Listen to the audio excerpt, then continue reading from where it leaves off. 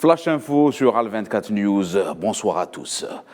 Dans une allocution prononcée ce samedi par le président russe Vladimir Poutine, le président russe a qualifié de trahison contre le peuple russe la tentative du coup de force du groupe Wagner. Vladimir Poutine a déclaré que les mesures qui seront prises pour protéger la patrie d'une telle menace seront dures. Selon lui, tous ceux qui ont consciemment choisi la voie de la trahison, qui ont préparé une mutinerie armée et qui ont choisi la voie du chantage et du terrorisme subiront un châtiment inévitable et répondront à la fois devant la loi et devant le peuple russe. Dans les territoires occupés de la Palestine, le jeune Ishaq Amin El-Ajlouni est tombé en martyr ce samedi au niveau de Kalandia, au nord d'Al-Quds. Le jeune homme a été ciblé par les balles sionistes et a succombé à ses blessures dans un contexte d'escalade menée par les forces sionistes, notamment en Cisjordanie.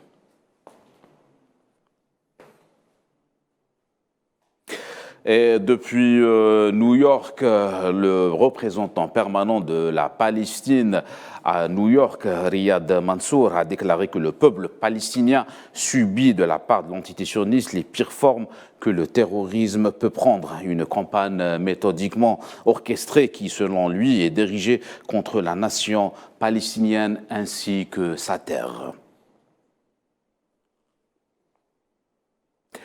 Le rassemblement de la coalition contre l'apartheid de la ville de Montpellier en France a été interdit par la préfecture du département de l'Hérault.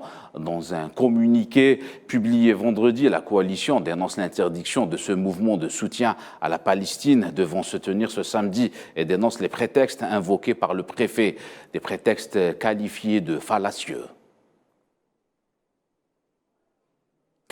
Josep Borrell, le haut représentant de l'Union européenne pour les affaires étrangères et la politique de sécurité, a exprimé l'inquiétude de l'Union européenne concernant la dernière escalade de violence dans les territoires palestiniens occupés qui a causé des dizaines de victimes. Borrell a dénoncé les agressions des colons extrémistes contre les civils palestiniens en Cisjordanie occupée. Borrell a également appelé à assurer la protection pour les civils palestiniens dans les territoires palestiniens occupés. Une délégation composée du ministère de l'Énergie algérien et le complexe minier algérien et son partenaire chinois CMH s'est rendue au gisement minier de Gadjbilet dans la wilaya de Tindouf. Au cours de cette visite, les délégations ont évalué le processus d'extraction du minerai de fer. Selon le président directeur général du complexe minier d'Algérie, l'usine sera implantée dans la ville de Béchar afin de fabriquer dans un premier temps 500 000 tonnes de produits semi-finis utilisant environ 1 million de tonnes de minerai de fer.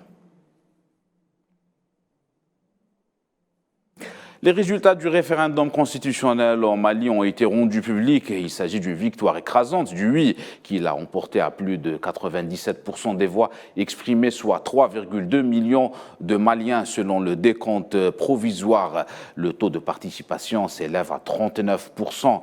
3,3 millions de Maliens ont voté sur les 8 millions inscrits. À noter que le non a récolté 3% des suffrages. Élection présidentielle au Sierra Leone, environ 3,4 millions de personnes sont appelées à choisir le président du pays entre 13 candidats. Parmi eux, le président sortant, Julius Maada Bio, qui brigue un second mandat dans un contexte économique éprouvant et face à de violentes campagnes hostiles sur les réseaux sociaux. Il aura notamment face à lui le même adversaire qu'en 2018.